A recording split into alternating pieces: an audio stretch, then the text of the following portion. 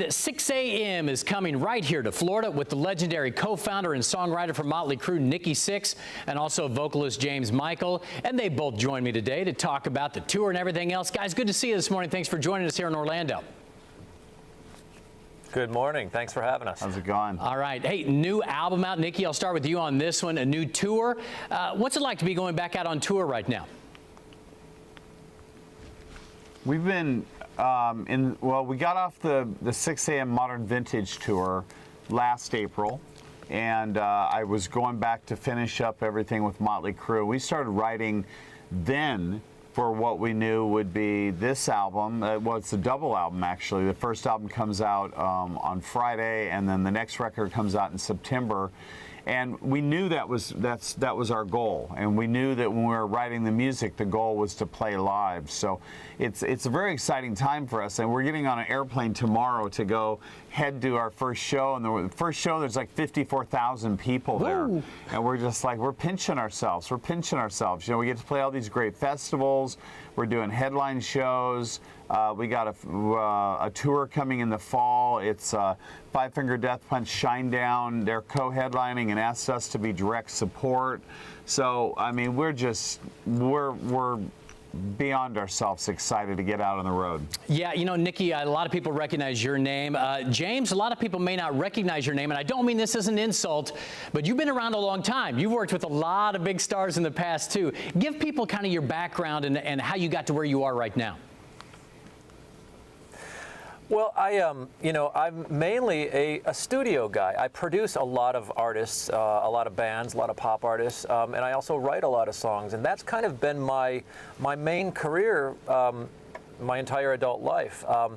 And so, I moved out to California when I was a teenager and, had dreams of being a rock star, but very quickly fell in love with the behind-the-scenes stuff. And I think that's why my role in 6 a.m. is what it is because I'm very comfortable behind the mixing board, producing and writing and doing all of that stuff. But, when 6 a.m. came along, it was exciting for me because it was really unexpected, but then all of a sudden I was able to live out some of those initial dreams that I had, and it's just been a fantastic situation for me.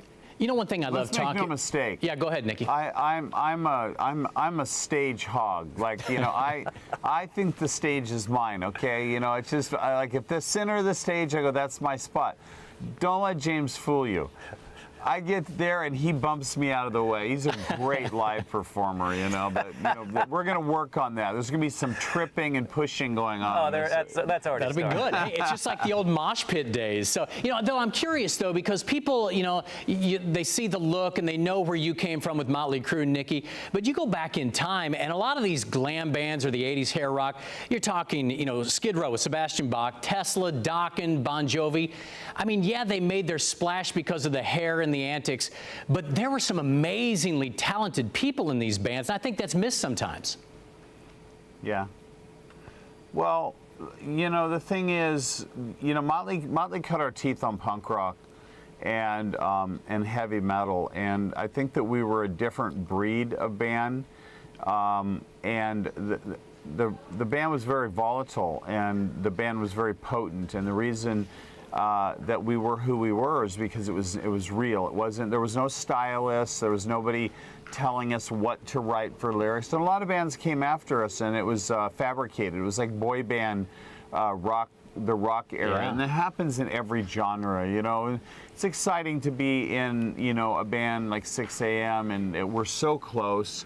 Everything's so real. Our guitar player designed both of our album covers. James is a producer. We're all songwriters. We invest in everything from how we look to how we present our shows, and we're it's very comfortable for us. We're having a great time. Thing is, you got to have a good time too. You got to have a good time. Well, it should be. I mean, it's about the music, and we see here on your website you got a Jacksonville tour coming up at Fort Myers. So you guys are coming to Florida, obviously. But I'm curious. You said 50-some thousand people. I don't remember if you were at the Monsters of Rock back in the '80s that I saw, but we're talking 100,000. James, what's the biggest crowd you've ever played in front of? Because man, you're talking some massive crowds that get together for these kind of events.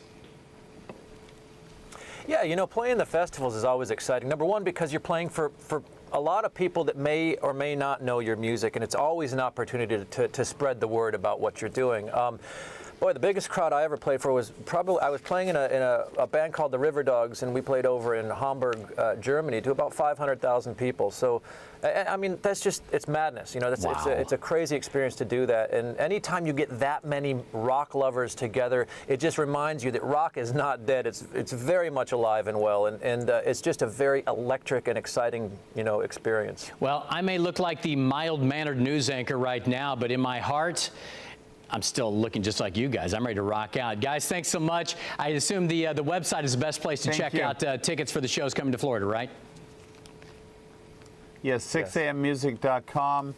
Prayers to the Damned Volume 1 comes out this Friday, and we're heading out on the road, and Rise is climbing up the charts. So thank you so much for the support. It means so much to us, and for the rest of you out there, you know, hello, we'll see you as soon. All right. Nikki Very Sixx, soon. James Michael, thanks, guys. Appreciate your time today, and I hope to see you soon, too, on stage. Thank you. Thank you.